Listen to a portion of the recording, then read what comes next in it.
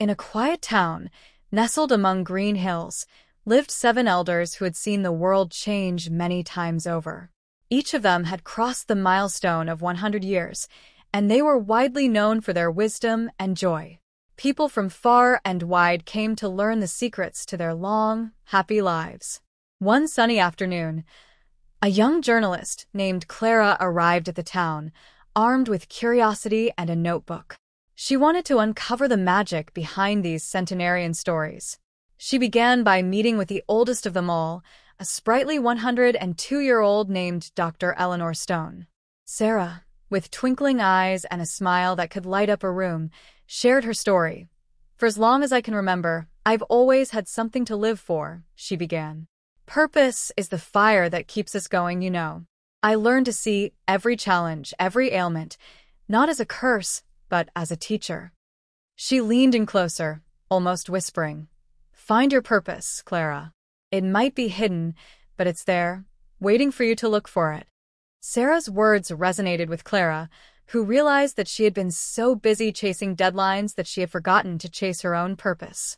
Next, Clara met John Whitman, a spry 99-year-old who could often be found playing chess in the park. John had an infectious laugh that seemed to warm even the coldest days. "You know," he chuckled, "life isn't meant to be lived alone. It's about finding your people, the ones who lift you up, who make you laugh when you're at your lowest." He shared stories of his friends who had come and gone over the years, but emphasized, the secret is to keep looking for the light, even when the darkness feels overwhelming. And when you find those people who help you see it, hold them close. Clara could see the truth in his words. She thought of her own friends and the joy they brought her. She made a note to reach out to them more often. Her next visit was to meet Margaret, a lively 100-year-old with a sharp mind and a sharper wit. Maggie had been a teacher for decades and had only retired when she was 99. Even now, she filled her days making jams and marmalades for charity. "An idle mind is a devil's workshop, dear," she winked. "I kept myself busy all my life, and I think that's what kept me going. Work, charity, hobbies, anything that keeps your mind occupied is good for you." Clara nodded, realizing how easy it was to let boredom creep into daily life. Maggie's zest for life inspired her to find new passions. At 98, Albert Thompson was the life of every family gathering. When Clara asked him for a secret, he replied with a grin, "A good sense of humor, some good wine, and even better company."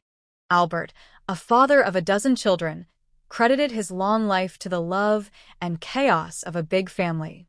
"When things get tough," he added, "I just talk to my kids. Their perspectives always bring me back to the ground. Never be too proud to ask for help."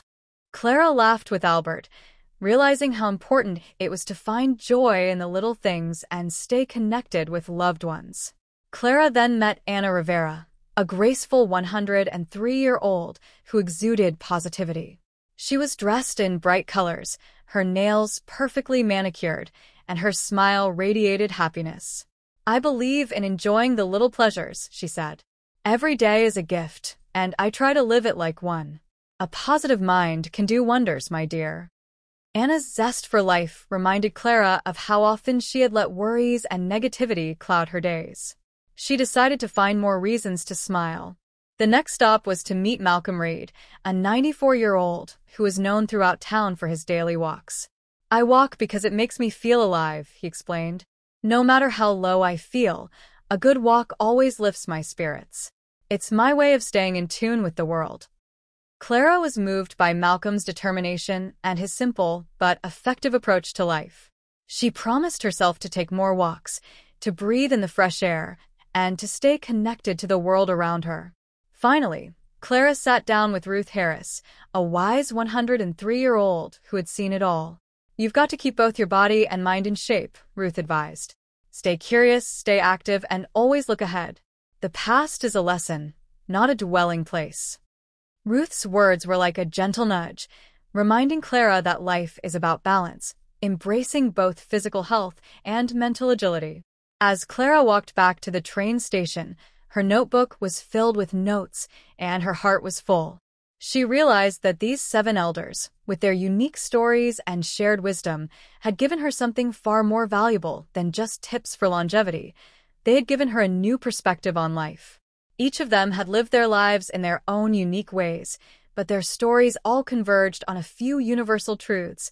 Find your purpose, cherish your relationships, stay active, and never stop looking for the light.